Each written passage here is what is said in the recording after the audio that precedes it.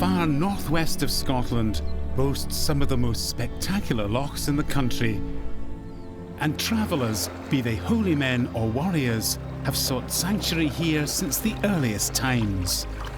But then in the 20th century, when Europe was ravaged by war, the sea lochs of the west coast provided a sheltered anchorage to convoys of ships heading to the Arctic. I'm on a loch-hopping journey across Scotland, where it's been estimated there are more than 31,000 lochs. They come in all shapes and sizes, many scoured out by glaciers during the last ice age. The great freshwater lochs of the Central Highlands, the long fjord-like sea lochs along our coast, and the innumerable lochans that stud the open moors or nestle beneath high summits in dark mountain corries. All are both beautiful and mysterious, sustaining life and firing our imagination. Distinctively Scottish, I want to explore just how these lochs have shaped a people and defined a nation. This leg of my journey starts in breathtaking Wester Ross, on the trail of fabled archers, sunken wrecks, and every politician's dream, the money tree.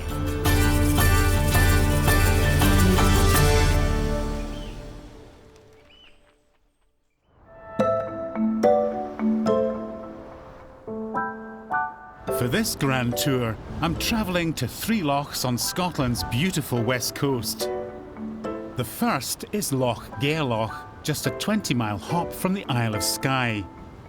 After a stop-off at a newly created kingdom, I journey inland to Loch Ewe and the wondrous gardens on its shore, before seeking an ancient cure for madness at the mystical waters of Loch Maree. Like many of the earliest travellers who came here, I arrive by sea. In the Gaelic language, Gairloch means the short loch. But when you're paddling your own canoe against the headwind and the tide, it certainly doesn't feel that short. Whew, exhausted. Not to be confused with Gairloch in Argyll, Loch Gairloch is the name of the loch, the village on its shore, and the scattered communities round about. I'm paddling to the natural harbour that sits to the south, Badachro. Today there are more pleasure boats than fishing vessels here, but in the days of old this was a thriving port, sending its catch far and wide, a business they had the Vatican to thank. Traditionally, the Roman Catholic Church required and expected the devout to abstain from meat on a Friday. Now, fortunately, the clerics never considered fish to be meat, which is why Friday remains the most popular day of the week for a fish dish, even for non-Catholics and an agnostic like me. Scottish fish, and in particular cod, was in high demand, and here in Gairloch it was caught, salted and sent all over the world. Ian McWhinney's grandfather was one of those fishermen, and today Ian fishes the same waters in a traditional wooden boat. But much of what Ian catches these days, his grandfather would have thrown back. What have we got here? So that's a nice lobster. Where's this lobster going to end up? Probably it'll be in Spain, this one. Spain? I want to see for myself how Gairloch's fishing folk are surviving in these more secular times, and in the absence of the cod that once swam in the loch. Today, Ian depends on this, a traditional Scottish Creole designed to make any crustacean feel right at home. It's called a parlour pot kitchen. Anything go in here has something to eat, and then there's this bit here called the parlour. Yeah. Kind of button bend of the Creole world. Yeah. Perfect. In these temperate waters, warmed by the Gulf Stream, lobsters can be found at about 40 metres. But to hit the jackpot, Ian has to go even deeper. Is that your langoustine? So that's a nice langoustine there. Right, you can bite, yeah? Lovely finger and thumb just here. Hold on, I'll I'll show you what we're going to do with these. Hello, little langoustine. Does he come up from 100 feet below me? 150 feet, yep. Yeah. That was a surprise, wasn't it, Mr. Langoustine? It certainly was. Pop him in here. Now, langoustines or prawns or scampi, they're all exactly the same thing. The proper name is Norwegian lobsters. It's just if you give them a fancy French name like langoustines, you can charge twice as much for them, yeah? Right. So in this boat, we catch prawns and sell langoustines, yeah? But that's not all he catches. And what is that? This is a scorpion fish. Its spine's there, tipped with poison. If you stand on them, your whole leg will swell up to twice its normal size. Very painful. And definitely not edible. The beauty of this traditional type of fishing is that it's selective and sustainable. Anything that's too small gets thrown back. It's still alive. Each creel has to be hauled up and baited with fresh fish. Between 300 and 400 langoustines would be a good day's catch for Ian. Well, I think we're doing very well. Look at him. He's a beauty. And he's learned that it pays to keep one eye on the weather and the other on the football results. For 1 week in the summer, the price shot up because Spain had won the World Cup, so everyone was eating shellfish. So who'd have thought Spain winning the World Cup would benefit local fishermen away on the west coast of Scotland? Shellfish fiesta time. There you go. The Germans win it, they spend nothing on shellfish. Oh, well, they eat sausages. Well, there you go. Within 24 hours, most of our catch will be in the markets of Barcelona, Beijing and beyond, still alive. But some are destined for a dinner table even closer. This tiny island on the edge of the loch is where Ian and his family live. When the tide is low, it becomes part of Badachro Harbour, hence the name Dry Island. And I'm honoured with a special greeting. So we've got a welcoming committee here. This is Iona, my oldest daughter, and this is Iona. Isla, my youngest. Hello, Isla. And these islanders are making their own bid for independence. This is your passport for it. Passport. Islonia. It's a mixture of mine and Isla's name. And then it's also got 4 letters of our brother's name. Right. Very appropriate. And look, we've got a crab and the Scottish flag. The kingdom of Islonia. Who's the king? Well, your dad. Yeah. So you're princesses, is that right? Yes. Thank you very much. I feel very honoured. And what better way to celebrate a declaration of independence than with a royal seafood feast, prepared by Ilonia's young princesses under the watchful gaze of Queen Jess I. Look at that. Beautifully presented. But I don't think there's any way I'm going to get through a huge mountain of shellfish all by myself. You're going to come and join me? I'm going to try one of them. I couldn't eat another thing. Leaving the good citizens of Islonia, I get back on the loch. I've heard about a small island that figures large in the folklore of Gairloch, and I find it just a short distance off its southern shore. Here we are. Freyach or Heather Island. Looks peaceful enough now, but back in the 1490s it bore witness to an amazing and deadly display of marksmanship. Back then, Gairloch belonged to Clan Mackenzie, who were engaged in a long-running feud with the MacLeods from the nearby Isle of Skye. Legend has it that a MacLeod war galley sailed into Gairloch and anchored here, ready to attack. They were spotted by 2 brothers named Maree, allies of the Mackenzies and famed for their skill with bow and arrow. The archers hid behind a rock ledge, which you can just make out from the mainland behind me, and rained arrows down on the galley. And when one of the MacLeod warriors climbed the mast to see where the firing was coming from, he was brought down by a single arrow shot fired from a distance of over 500 metres, which is an incredible thought and quite a feat.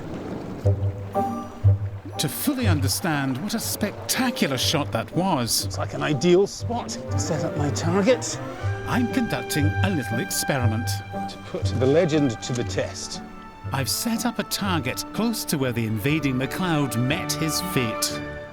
And now I'm crossing the loch to the exact place on the shore where the Maree arrow was fired. Here they are, left aside, the ledge of the arrows. And here is an archer. Andrew, pleasure to meet you. I've enlisted the help of Andrew Greymuir, who knows more than most about archery. Andrew, it's very nice to see that you've dressed for the occasion. Well, it's the formal dress, for the Royal Company of Archers. The Royal Company of Archers. So if anyone can hit that island out there, you should. It would certainly be another feather in his cap. That's a good, 500 metres at least. What do you reckon our chances are hitting that? I think enormous. Let's put that theory to the test. I think then, we shall should. Whoa! Fire! It was pathetic, really, wasn't it? It was miles short. The distance we're attempting is 500 metres. The furthest anyone has shot an arrow and hit a target. Oh! It seems an almost impossible challenge. Look at that! You hit a seagull. I hope not.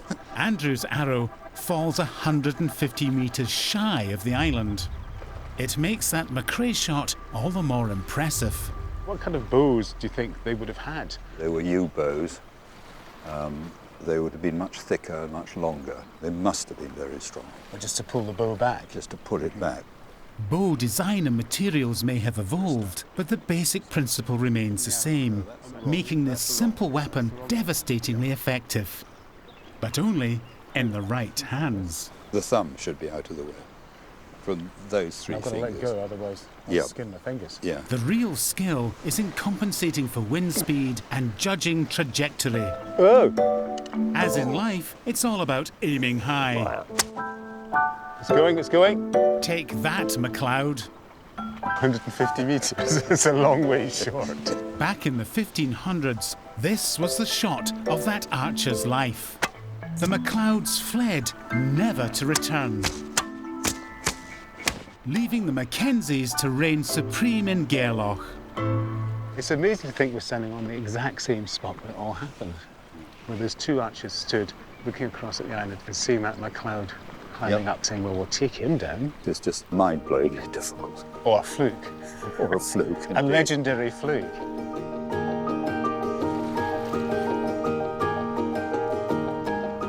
Having run out of arrows, I leave one sea loch and travel inland to the southern shore of another, Loch Ewe. My route passes through some very wild and rugged country, a reminder perhaps that we're on the same latitude as frozen Hudson Bay in Canada. So the last thing in the world I would expect to find here is this, or even this. On the edge of the loch lie 50 acres of what I can only describe as a subtropical paradise. This is Inverewe, the impossible garden. You could be forgiven for thinking that you've stepped into a rainforest or a savanna. There's Chilean rhubarb and rhododendron from the Himalayas. Exotic species of Olearia from New Zealand grows beside Tasmanian eucalyptus. It's an overwhelming feast for the eyes and the nose. Inverewe was the brainchild of an extraordinary, visionary but contradictory character, Osgood Mackenzie, a direct descendant of the great Mackenzie chiefs who once dominated this part of northwest Scotland. Osgood lived to a great age, and when he died in 1922, he left these fabulous gardens and a memoir, 100 Years in the Highlands, as his enduring legacy. Osgood was an archetypal Highland gentleman, but he was actually born in France in 1842. When he was just a year old, the family returned to their Scottish estates, which included land around Loch Ewe. Here, Osgood grew up speaking Gaelic and learning how to kill wild animals. Shooting was a lifelong passion for Osgood. He was gifted a gun for his 9th birthday and spent most of the next 70 years blasting at anything that moved, from golden eagles to pine martens. It seems his talent for nurturing plant life was equalled by his pleasure in slaughtering wildlife. In his memoir, Osgood writes, "What a big pile it would make if all the black game I'd shot between 1855 and 1900 were gathered into one big heap. Now, alas, there are none. And why? Who can tell? Really, Osgood? It doesn't take a huge leap of imagination to work out the answer to that question, now does it? Osgood the huntsman may seem very different to Osgood the gardener, but Inverewe became an obsession. He planted trees to provide shelter, imported the finest soil, and added a special ingredient found here in plentiful supply: seaweed. And it did the trick. Osgood loved to boast about how big his credendrons were.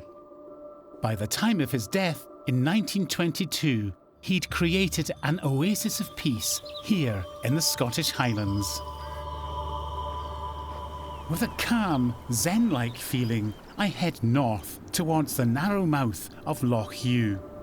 Its natural deep water is sheltered by the hills that run down to the shore, and it provides welcome respite to shipping passing across the stormy Atlantic Ocean.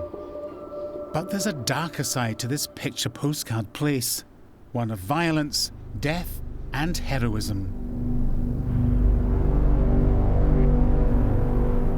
During the Second World War, this tranquil sea loch would play a vital part in protecting merchant ships from the menace of German U-boats. These wartime ruins once housed enormous guns to protect the entrance to the loch, which was also mined and closed by an anti-submarine boom stretched from headland to headland. This amazing film, shot secretly at the start of the war, shows the extent of the Loch Ewe defences. The Nazis were determined to stop arms and vital supplies from reaching the Soviet ports of Murmansk and Archangel. Protected by a fleet of warships, the Arctic convoys were crucial to the Allied war effort. They left from Liverpool, the Clyde, and here at Loch Ewe. By 1941, the whole area had become one vast militarised zone with roadblocks and documentation checks so that only authorised personnel could gain access. These derelict structures are a tangible reminder of the importance of Loch Ewe to the Allied victory. Making my way around the shore, I find myself suddenly transported back in time. An RAF Spitfire buzzes above, while a Soviet tank blasts into the distance. Churchill rallies his troops, while the Luftwaffe prepare for attack. This bizarre version of the past is all part of a World War II festival, a chance to celebrate victory and remember the fallen. For former seaman Jeff Shelton, this all brings back vivid memories. Jeff, you were the escort for the merchant ships. We were the escort, yes. How old were you? 18. Were you ever scared?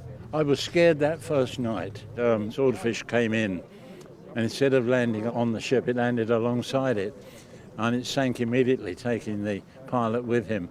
And I watched this lad in the dinghy, help, help, help. And slowly the hand came down and the voice got weaker.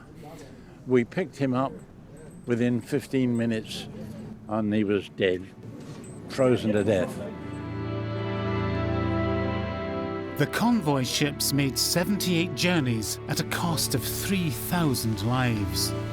And the people of Loch Ewe have never forgotten their sacrifice, and in particular, the loss of one of those ships. It foundered here in Black Bay. 73 years after it went down, the twisted wreckage of the lifeboats from the William H. Welsh is still strewn on the shoreline. It was 4 o'clock in the morning on the 26th of February 1944. The American troop ship was battling mountainous seas and violent winds. Blinded by squalls of heavy snow and hail, the captain was desperately trying to find the entrance to Loch Ewe and shelter from the storm.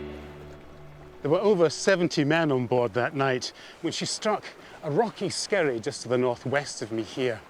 And then as 50-foot waves crashed over the wheelhouse, the ship broke in two and men were thrown into the tumultuous seas and then dashed against the cliffs. 62 lives were lost that night.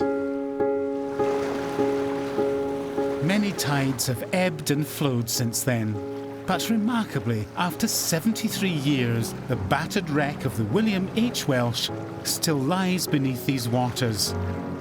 I've joined divers John Carpenter and Kenny Munro, and local boatman Roto McIver.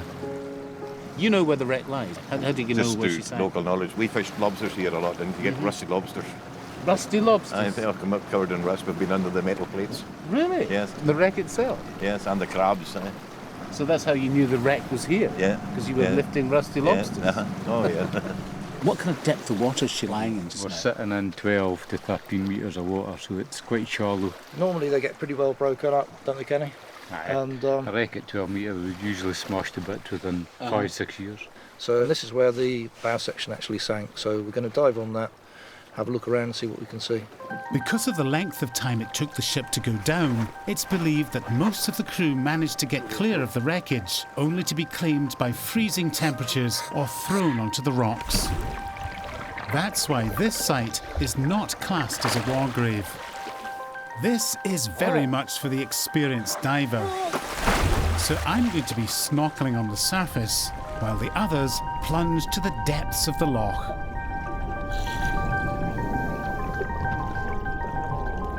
Searching the seabed for fragments of wreckage is hampered by thick seaweed. But John spots something. Some twisted metal hidden under the sand. And then, a remarkable discovery. 73 years after she met her fate, this is the William H. Welsh. And amazingly, much of the bow is intact.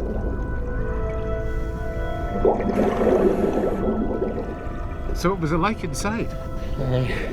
Quite dark. I can imagine. It was a wee eerie when you're inside. Broken piece of the hull. It was worthwhile getting cold for. Very worthwhile. Yeah, because it's freezing. It's hard to believe how anyone could have survived this, but astonishingly, 12 men did. And they owed their lives to the locals, who ran to the rescue. One of them was a 12-year-old boy who set off across the moorland in a howling gale. His name is John Murdo Mackenzie. What was the scene that they were confronted with? What did they see? All the wreckage on the sea, on the shore, and the oil and lifeboats, all kinds of things. Oh, those two lifeboats are still there? They're still there. There was 3 lifeboats ashore there. That's all that's left of them now. Were they used at all? No, they're never used. They never got a chance to use them. They were washed off. People that lost their lives, they were lying just at the where the sea had left them. The dead bodies had been washed in here? That's right. And what assistance did the local people manage to bring? Yeah, blankets and everything that could lay their hands on. Flasks of tea and candles and stuff to light a fire. And all. Really? What, to try and keep them warm? Yes, that was because this is the middle of winter. That was the main thing. We've got some photographs here. Are these some of the survivors? Yes. They look so young, don't they? So this is Russell Ross. In 2005, Russell Ross returned to the spot where he very nearly died. Was this the first time he'd come back? The first time, yes. He was all those years. And he never told his wife or his family that he was in a shipwreck in the Highlands until he came up here. Really? And he left such a scar? Yeah. And he said that a load came off his shoulders.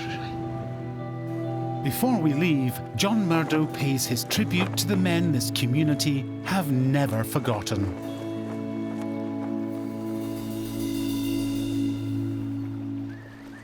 Leaving Loch Ewe, I head to one of Scotland's most intriguing destinations.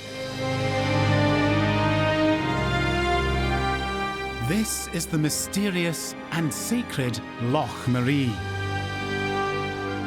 Its 28 square kilometres contain more than 60 islands. It's also home to possibly one of the world's best-known landmarks, in name anyway. These are the famous Victoria Falls, which I have to say are just a wee bit disappointing. Well, they hardly compare with the great African falls of the same name. But at least Queen Victoria actually came here and saw them. And as for the views of Loch Maree and the islands, well, they're just breathtaking. Not everyone came here to enjoy the scenery. These are sacred waters, and many pilgrims travelled here for Loch Maree's healing powers. It's named after 7th century Irish monk, St Mulrue, also known as St Marie, who was remarkably successful in converting the local people to Christianity. Historian Kerry Holbrook has taken a special interest in the life of the Loch's patron saint, and in particular, the little wooded island known as Ellen Marie. It's said to be the eye of the Loch, even though it's not technically at the very centre. It does feel like it is. And you can understand why St Marie chose to build his hermitage on that island. Special place. It is a special place, definitely.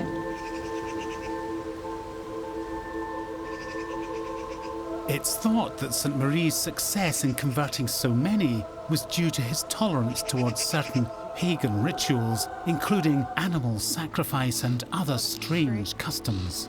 People have been buried here for centuries and centuries. Yeah. On this island, where he built his chapel, there's a remarkable example of one such practice. And this is the famous money tree. This is the famous money tree. So what's the purpose of leaving money here and putting coins into the bark? Originally, it was seen as a cure for mental illnesses, so what they called insanity. The patient would be bound with rope and placed in a rowing boat. And then they'd be rowed around the island 3 times, dunked into the loch 3 times, yes. It's a brutal treatment. Yes. And there was originally a holy well here. At the base of the tree, the patient would be made to drink some water from it and then leave their offering to the saint by placing a coin on the tree or tying a rag, a strip of clothing to the tree itself. What's the thought process behind that? It was believed that whatever clothing you wore contained whatever illness she was suffering from. So the patient's illness would be transferred onto the tree? Yes, yeah. So that would leave the person cured and the tree would take the brunt of the disease. It certainly has taken the brunt of many diseases, hasn't it? Because this one is withered away to nothing and it is just sticks now. Yes, a lot of illness. One of these coins belongs to Queen Victoria, who made the pilgrimage in 1877. Though I don't imagine that here, in the shadow of the mighty Sleoch, she was tied up and dunked in the sacred waters. But to take the plunge in this freezing loch, you'd have to be mad. Luckily, I know a cure for that. Oh, it's lovely!